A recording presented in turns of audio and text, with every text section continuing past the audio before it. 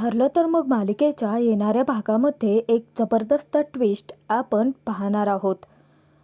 अर्जुनला आता महिपत साक्षी यांच्या विरोधात पुरावे शोधत असताना प्रियाच्याच विरोधात जबरदस्त पुरावा सापडणार आहे व प्रिया अर्जुनला आता कोर्टात खेचत सर्वांच्या समोर त्या पुराव्यांचा धमाका करणार आहे व खुनाच्या आरोपाखाली असणारी संशयित प्रिया, जी की एकमेव साक्षीदार असते, जिने साक्षीच्या बाजूने खोटी साक्ष दिलेली असते, तीच प्रिया आता जबरदस्त अडकणार आहे, तीही अर्जुनच्या जाळ्यात।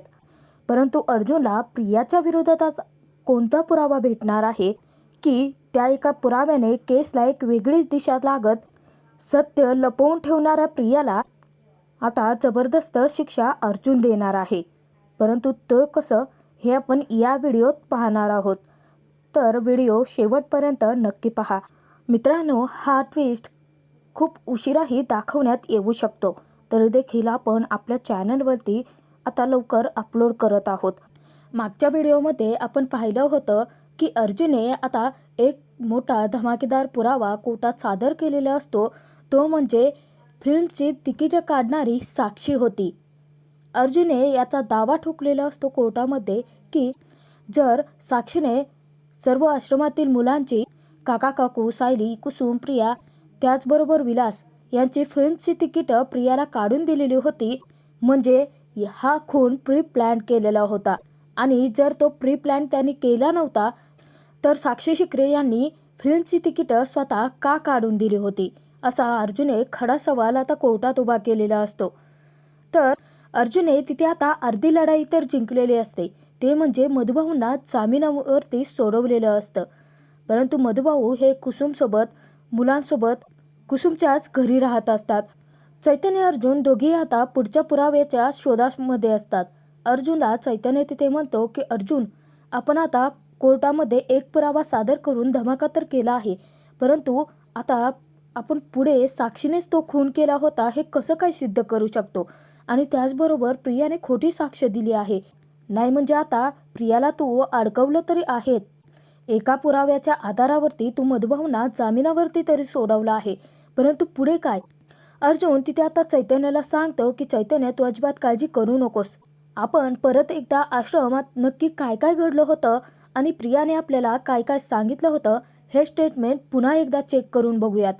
मला असं वाटतं की त्यामध्ये नक्कीच नकळतपणे काहीतरी सुटू शकतं आपल्या हातून, आणि ते काय सुटतं आहे, तो नक्की पुरावा काय आहे हे आपण आता त्याचा शोध घेऊयात। सर्वात आधी तर अर्जुन चैतन्य दोघेही तिथे आता प्रियाचं स्टेटमेंट पुन्हा ऐकत असतात की प्रियाने नक्की काय काय सांगितलं होतं, नक्की आश्रमामध्ये काय काय घडलं होतं।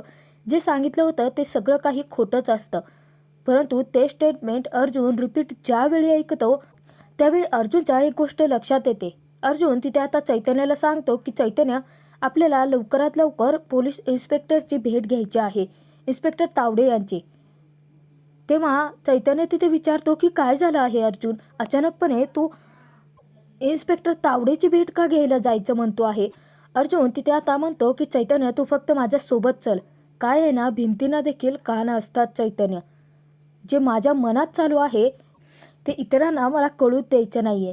आपल्याला खरा पुरावा तर इन्स्पेक्टर तावडेची भेट घेतल्यानंतरच मिळणार आहे। अर्जुन चैतन्य दोघेही आता इन्स्पेक्टर तावडे यांची भेट घेतात। तर अर्जुन तिथे आता इन्स्पेक्टर तावडे यांना विचारतो की वात्सल्य आश्रम मर्डर केस जे आहे त्याच्या संदर्भात मला काही पुराव्यांची शोधाशोध करायची आहे, तर सर्वात आधी मला सांगा की तिथे नक्की फिंगरप्रिंट कोणाचे, कसले फिंगरप्रिंट तुम्हाला भेटले होते का, म्हणजे ते फिंगरप्रिंट चेक करायचे राहून गेले आहेत, मला ते सर्व काही फिंगरप्रिंट चेक करायचे आहेत। तर इन्स्पेक्टर तावडे तिथे आता अर्जुनला ते सर्व काही फिंगरप्रिंट, जिथे जिथे फिंगरप्रिंट मिळालेले असतात ते सर्व काही त्यांनी रेकॉर्डात जपून ठेवलेला असतो।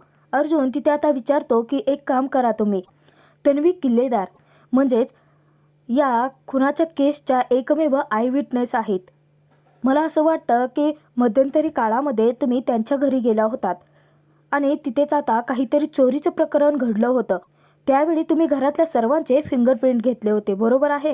मग आता तुम्ही एक काम करा की तन्वी किल्लेदार यांचे फिंगरप्रिंट या फिंगरप्रिंटची मॅच होत आहे का हे चेक करा।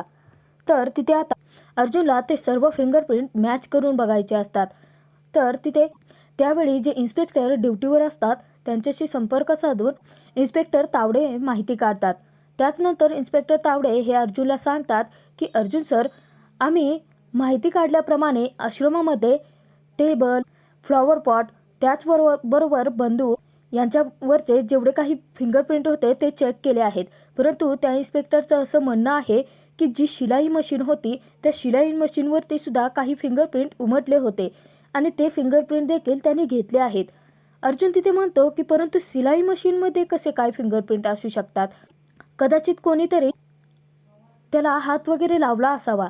तर इन्स्पेक्टर तावडे सांगतात की नाही, खुनाच्या नंतरच सर्व काही फिंगरप्रिंट घेण्यात आले होते आणि मला असं वाटतं की तुम्ही ते फिंगरप्रिंट एकदा चेक करून बघावेत. जर त्यामध्ये काही तथ्य असेल तर तुम्हाला पुरावा मिळून जाईल. अर्जुन तिथे आता शिलाई मशीनवरती जे फिंगरप्रिंट मिळालेले असतात त्याचे व प्रियाचे जे फिंगरप्रिंट असतात ते मॅच होत आहेत का हे त्याने आता बघायला सांगितलेलं असतं. तर काही वेळानंतर इन्स्पेक्टर तावडे हे स्वतःच अर्जुनला धक्कादायक बातमी देतात, ते म्हणजे ते फिंगरप्रिंट मॅच झाले असल्याचे. अर्जुनला आता मोठा धक्काच बसतो. अर्जुन आता खूप विचार करत असतो. चैतन्य तिथे म्हणतो की परंतु अर्जुन, हे कसं काही शक्य आहे? त्या शिलाई मशीनवरचे फिंगरप्रिंट कसे काय उमटू शकतात, तेही तन्वीचे.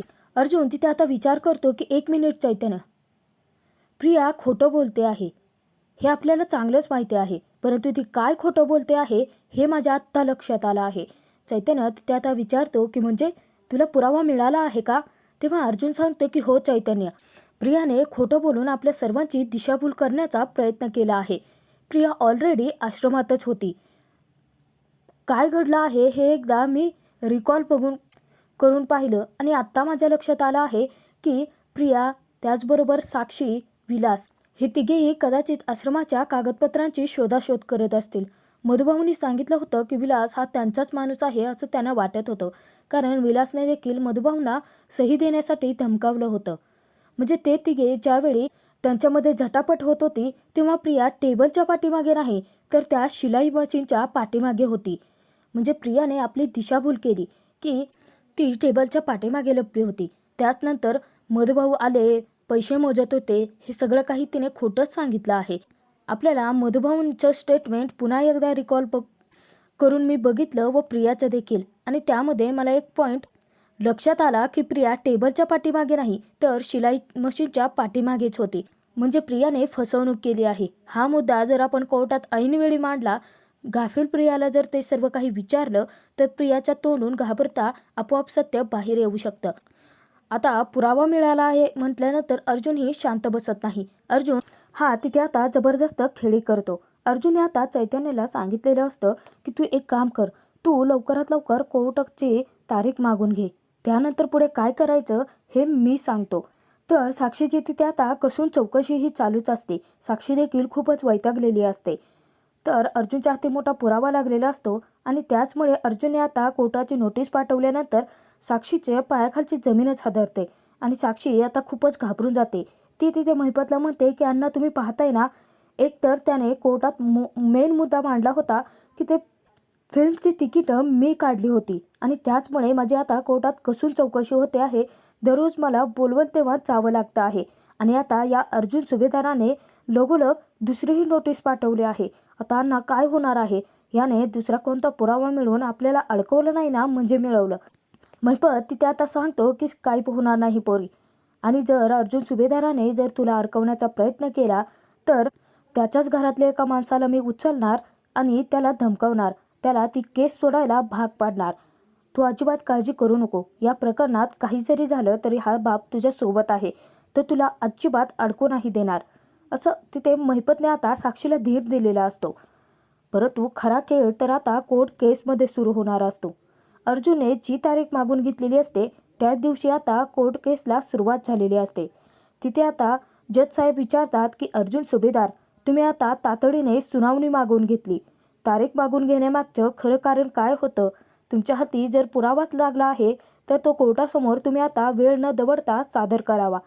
अर्जुनने तिथे आता मुद्दे मांडायला सुरुवात केलेली असते. अर्जुन कोर्टासमोर सांगतो की मागच्या सुनावणीमध्ये साक्षी शिकरे यांनीच फिल्मची तिकीटं काढून तो जो खून झाला होता तो प्री प्लॅन केला गेला होता असं मी कोर्टात दावा ठोकला होता आणि त्याचसाठी साक्षी शिकरे यांची कसून चौकशीही करण्यात आली होती.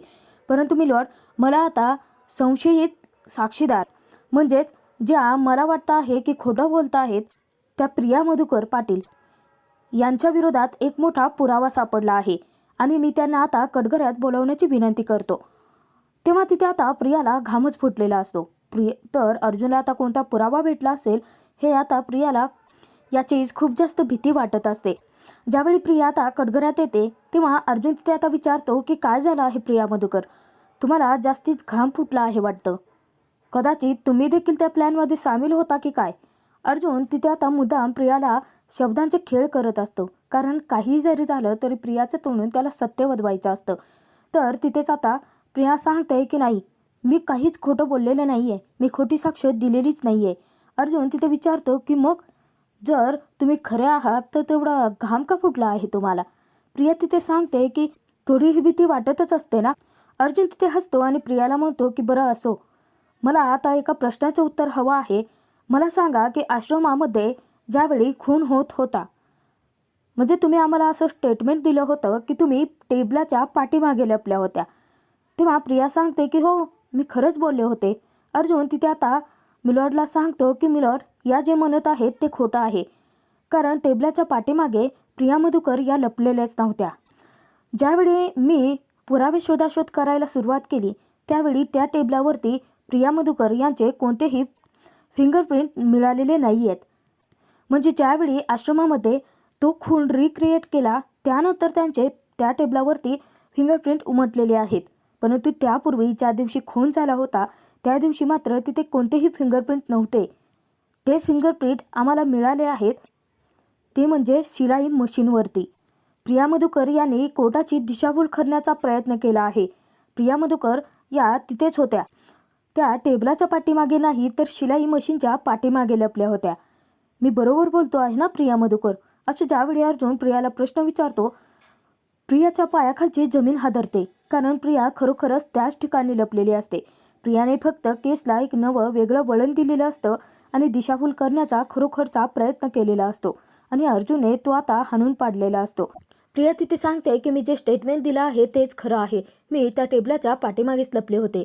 अर्जुन तिथे आता इन्स्पेक्टर तावडे यांना विचारतो की मला सांगा इन्स्पेक्टर तावडे, जर त्यावेळी तुम्ही सर्व काही रिपोर्ट चेक केले होते, तिथे काही पुरावे मिळत आहेत का हेही चेक केलं होतं, परंतु त्यावेळीनुसार तर तुम्हाला ज्यावरती फिंगरप्रिंट मिळाले होते त्यानुसार तर तिथे टेबलावरती कोणतेच फिंगरप्रिंट नव्हते असं तुम्हीच दावा ठोकला आहे, बरोबर.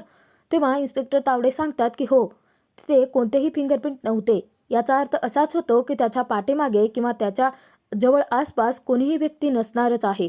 अर्जुन तिथे आता जज साहेबांना सांगतो की पाहताय ना मिलॉर्ड, म्हणजेच प्रिया मधुकर या खोटं बोलल्या आहेत, त्या साक्षी शिकरे यांना वाचवण्याचा प्रयत्न करत आहेत हेच सिद्ध होतं आहे. अर्जुनने आता एक नवी खेळी केलेली असते. अर्जुन पुढे आता तिथे इन्स्पेक्टर तावडे यांना कटघऱ्यात बोलवतो आणि अर्जुन तिथे आता मुद्दाम त्यांना खोटे प्रश्न विचारतो, कारण त्याला प्रियाला चाळ्यात अडकवायचं असतं, प्रियाचं तोंडून सत्य वदवायचं असतं. तो तिथे विचारतो की मला सांगा इन्स्पेक्टर तावडे, मग तुम्हाला फिंगरप्रिंट नक्की कुठे मिळाले. तेव्हा तिथे आता इन्स्पेक्टर तावडे धक्कादायक खुलासा करतात. ते सांगतात की प्रिया मधुकर यांचे त्या गनवरती आणि फ्लॉवर पॉटवरती देखील फिंगरप्रिंट मिळालेले आहेत. तेव्हा प्रियाला आता मोठा धक्काच बसतो. हे कसं शक्य असू शकतं, तिने तर त्यावरचे सर्व फिंगरप्रिंट मिटवलेले होते आणि त्याच्यावरती मधुभाऊंचे फिंगरप्रिंट उमटवले होते, मग तिथे प्रियाचे फिंगरप्रिंट कसे येऊ शकतात. तेव्हा तिथे अर्जुन आता मुद्दाम प्रियाला विचारतो की काय झालं प्रिया मधुकर, तुम्ही जास्तीचा घाबरलेले दिसताय. आता मला सांगा की त्या फ्लॉवर पॉट व गनवरती तुमच्या फिंगरप्रिंट आल्याच कशा. तिथे आता प्रिया सांगते की छे त्याच्यावरती माझ्या फिंगरप्रिंट असणं शक्यच नाही आहे. अर्जुन म्हणतो की कसं काय, त्या फिंगरप्रिंट तुमच्याच ह्याच्यावरती आहेत, ते तुमच्याच फिंगरप्रिंट आहेत. तेव्हा प्रिया सांगत असते की नाही. अर्जुन मुद्दाम आता प्रियाला बोलतं करण्यासाठी सतत तेच वाक्य बोलत राहतो आणि प्रिया अचानकपणे तोंडून बोलते की तिथे माझे फिंगरप्रिंट असणं शक्यच नाही आहे, कारण तिथे साक्षीचेच फिंगरप्रिंट असायला हवेत. अखेर आता तिथे सत्याचा खुलासा झालेला असतो. अर्जुन तिथे आता विचारतो की काय म्हटलात, साक्षी शिकरे यांचे फिंगरप्रिंट, तेही फ्लॉवर पॉट व गनवरती, ते कशी काय. तेव्हा प्रिया सांगते की नाही नाही, मी हे सर्व काही चुकून बोलून गेले. तेव्हा तिथे अर्जुन म्हणतो की चुकून कसं काय? एखादा साक्षीदार हा रागाच्या भरामध्ये खरं बोलून जाऊ शकतो. मिलॉर्ड, तुम्ही पाहताय ना, म्हणजेच प्रिया मधुकर यांनी कोर्टाची दिशाभूल करण्याचा प्रयत्न केला. ज्यावेळी मी प्रिया मधुकर व मधुभाऊ यांचे स्टेटमेंट परत रिकॉल करून पाहिले, त्यानंतर माझ्या एक गोष्ट लक्षात आली. तिथूनच मी पुरावे शोधायला सुरुवात केली. मी ज्यावेळी इन्स्पेक्टर तावडे यांची भेट घेतली, त्यानंतर मी इन्फॉर्मेशन शोधल्या की तिथे नक्की कोणाकोणाचे फिंगरप्रिंट होते. त्यानुसार माझा तिथे समजलं की त्या टेबलाच्या वरती कुठलेही फिंगरप्रिंट नव्हते, म्हणजेच प्रिया मधुकर या टेबलावरती लपलेल्या नव्हतात. तर त्याचनंतर एका हवालदाराकडून मला कळाले की तिथे शिलाई मशीनवरती फिंगरप्रिंट होते. आणि इन्स्पेक्टर तावडेने ही गोष्ट मला जेव्हा सांगितली, तेव्हाच माझ्या आता लक्षात आलं की नक्की खून कशा प्रकारे घडला. जी शिलाई मशीन आहे ती मधुभाऊ जिथे उभारले होते त्याच्या पाठीमागे आहे. मधुभाऊ साक्षी विलास यांच्यामध्ये झटापट व्हायला सुरुवात झाली होती आणि साक्षीने मधुभाऊंच्या हातून ती गन हिसकावून घेतली आणि तिने आता मधुभाऊंना गोळी मारणार इतक्यात मधुभाऊ व साक्षी यांच्यामध्ये परत झटापट व्हायला सुरुवात झाली आणि ती गोळी लागली साक्षी शिकरे यांच्या हातून विलासला. आणि हे सगळं शिलाई मशीनच्या पाठीमागे थांबून प्रिया मधुकर पाहत होत्या. त्याचनंतर मधुभाऊंनी काय केलं, त्यांनी साक्षीला धमकी दिली की ते पोलिसांना आता फोन करून तिला अडकवतील. साक्षी त्यावेळी घाबरलेली होती. विलास तर तिथे आता मृत्युमुखी पडला होता. मग उरलं कोण तर प्रिया, जी खरी एकमेव साक्षीदार होती. तिने मधुभाऊ आता पोलिसांना ही गोष्ट कळवतील, त्यामुळे तिने जाऊन मधुभाऊ यांच्या डोक्यामध्ये फ्लॉवर पॉटने वार केला व त्यांना तिथेच बेशुद्ध केलं. त्यानंतर झालं काय की साक्षी शिकरे ह्या तिथून आश्रमातून त्यांनी पळ काढला आणि प्रिया मधुकर या ज्या पाठीमागे होत्या त्यांनी आता त्या सगळ्या वस्तूंवरचे फिंगरप्रिंट मिटवायला सुरुवात केली. मी अगदी बरोबर बोलतो आहे ना प्रिया मधुकर, असं मुद्दाम अर्जुन आता ते प्रियाला विचारतो. प्रिया तर आता घाबरलेली असते. तिला खूपच मोठा घाम फुटलेला असतो आणि ती साक्षीकडे पाहत असते. आता साक्षीला देखील खूपच भीती वाटत असते. अर्जुनने आता कोर्टात खूप मोठा दावा केलेला असतो. त्याचबरोबर नक्की ती घटना कशी घडली होती हे देखील अर्जुनने अगदी बरोबर सांगितलेलं असतं. तिथे आता जज साहेबांना सुद्धा अर्जुनने विचारात पाडलेलं असतं. जज साहेब तिथे आता प्रियाला ताब्यात घेण्याचा निर्णय सुनावतात. जज साहेबांनी तिथे आता अर्जुनच्या बाजूने निर्णय सुनावलेला असतो. ज्याप्रमाणे साक्षीची कसून चौकशी करण्याची सुरुवात झालेली असते, साक्षीला जेलमध्ये टाकलेलं असतं, त्याचप्रमाणे आता जेलमध्ये जाण्याची खरी वेळ प्रियावरतीही आलेली असते. अर्जुनने एकाच वेळी 2 धमाके करून आता प्रियाला जबरदस्त अडकवलेलं असतं. शब्दांचे खेळ करून प्रियाच्या तोंडून त्याने सत्य वधवून घेतलेलं असतं व प्रिया आता तिथे अडकलेली असते.